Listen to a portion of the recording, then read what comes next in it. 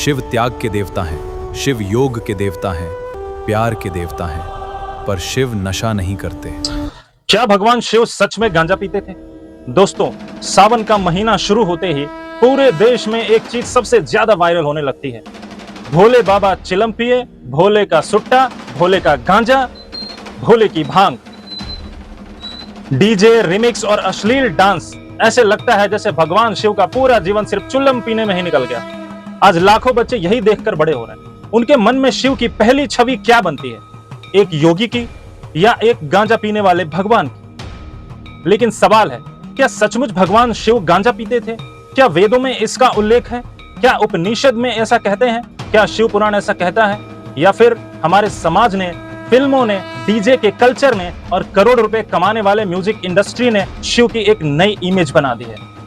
आज हम भावना से नहीं, प्रमाण से बात करेंगे। दोस्तों, सबसे पहले यह समझिए, भगवान शिव कोई साधारण देवता नहीं है।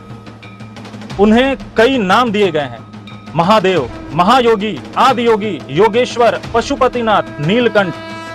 यजुर्वेद के श्री रुद्रम में शिव का वर्णन ब्रह्मांड के प्रत्येक शक्ति के रूप में किया गया। वहां कभी भी उन्हें नशा करने वाला नहीं बताया गया। श्वेताश्वतर उपनिषद कहता है, एको ही रुद्रो न द्वितीयायः तस्थु, अर्थात रुद्र ही संपूर्ण ब्रह्मांड की परम सत्ता है, जो स्वयं ब्रह्म स्वरूप है। या वही अपनी चेतना को नष्ट करने वाला नशा करेंगे? अब सबसे बड़ा सवाल, क्या किसी वेद में लिखा है कि शिव नशा करते थे? उत्तर है नहीं। क्या किसी उपनिषद में लिखा है? उत्तर है नहीं। क्या श्री रुद्रम में लिखा है? उत्तर है नहीं।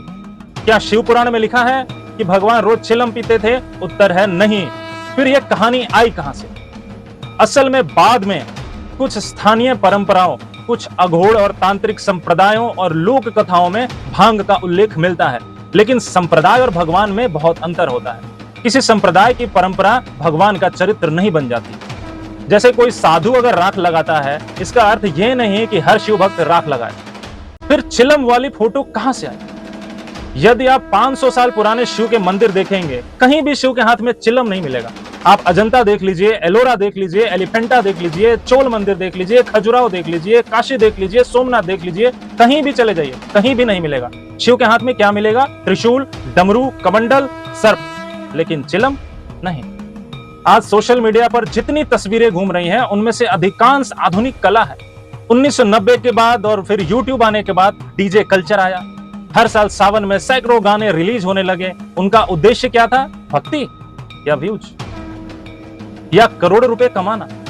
आज यूट्यूब पर ऐसे अनगिनत कांवड़ गीत मिल जाएंगे जिनमें चिलम, गांजा, सुट्टा, दम, भांग जैसे शब्दों का खूब प्रयोग किया जाता है। बिना इन शब्दों के शिव का गाना बना ही नहीं पाते लोग। कई वायरल डीजे रिमिक्स में शिव को नशे और मस्ती की छवि के साथ दिखाया जाता है। ये चित्रण लाखों लोगों को मनोरंजक लग सकता है, पर मुझे नहीं, अनेक श्रद्धालुओं को नहीं, क्योंकि हम मानते हैं कि यह शिव के स्वरूप से मेल नहीं खाता। एक बार सोचिए, यदि किसी बच्चे ने पहली बार शिव के बारे में इन्हीं गानों से सीखा, तो वो क्या समझेगा? हमारे फ्यूचर जनरेशंस के लिए हम शिव की कौन सी परिभाषा परोस रहे हैं? हम अपने धर्म, अपने संस्कृति को अपने ही हाथों से क्यों बिगाड़ रहे हैं? क्योंकि उसने तो सावन के गानों में शिव की प्रतिमा ऐसी ही देखी है। क्या यही सनातन धर्म की शिक्षा है?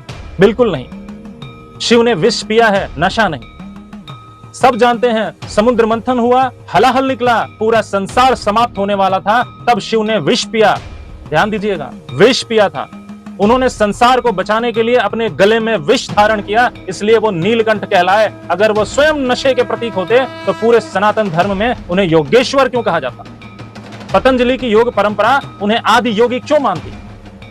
दोस्तों, शिव नशे के देवता नहीं है। वे योग के देवता हैं, तपस्या के देवता हैं, ध्यान के देवता हैं, ज्ञान के देवता हैं, त्याग के देवता हैं, करुणा के देवता हैं। और सावन में हम शिव का नाम लेकर डीजे पर नाचते हुए उन्हें सिर्फ गांजे वाले बाबा बनाकर अगर पेश करेंगे, तो आने वाली पीढ़ी शिव को कभी समझ ही नहीं पाएगी। मैं आप सबसे हाथ जोड़कर एक विनती करना चाहता हूं, अगर आप सचमुच में भगवान शिव से प्रेम करते हैं, तो इस बार सिर्फ कांवड़ मत उठाइए, एक जिम्मेदारी भी उठाइए कि इस सावन ऐसे गाने मत सुनिए, ऐसे गाने मत बजाइए जो भगवान शिव को केवल चिलम, गांजा, भांग और नशे तक सीमित करके दिखाते हैं।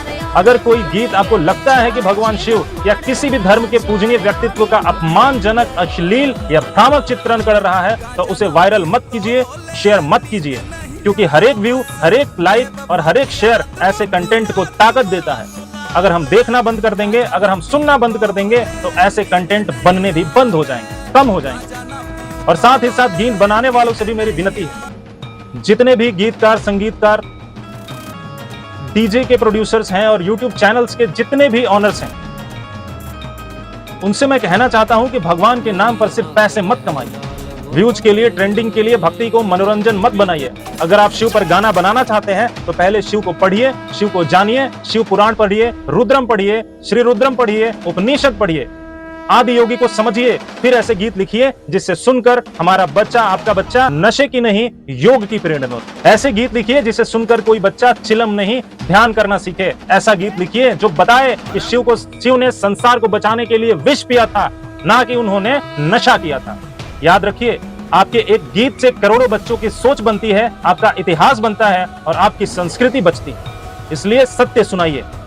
सरकार से भी मेरी अपील है, आज भारत डिजिटल इंडिया बनने की बात करता है, एआई की बात करता है, दुनिया की fastest growing digital payment economy होने की बात करता है, तो क्या हम एक ऐसा सिस्टम विकसित नहीं कर सकते जो धार्मिक आस्था से जुड़े स्पष्ट रूप से अपमानजनक या भ्रामक कंटेंट की समीक्षा और शिकायतों को अधिक प्रभावी ढंग से संभाल सके? मैं किसी एक धर्म के लिए कानून नहीं बनाना चाहता, मैं समान नियम चाहता हूं हिंदू, मुस्लिम, सिख, ईसाई, बौद्ध, जैन सबके लिए।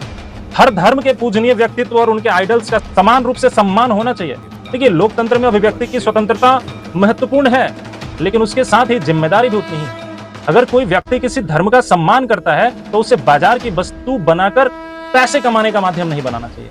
अगर आप भी चाहते हैं कि आने वाली पीढ़ी भगवान शिव को आदि योगी के रूप में जाने, तो इस वीडियो को जितना हो सके उतना शेयर कीजिए, ताकि यह बात सिर्फ आपके और मेरे बीच ना रहे, बल्कि नीति निर्माताओं तक भी पहुंचे, संगीतकारों तक भी पहुंचे, लेखकों तक भी पहुंचे। हो सकता है आज हमारी आवाज छोटी हो, लेकिन लाखों लोग जब एक साथ आवाज उठाएंगे तो शायद एक दिन देश में ऐसी व्यवस्था बने जहां किसी भी धर्म के आइडल्स को केवल व्यावसायिक लाभ के लिए विकृत रूप से प्रस्तुत करना आसान ना रहे। हर हर महादेव।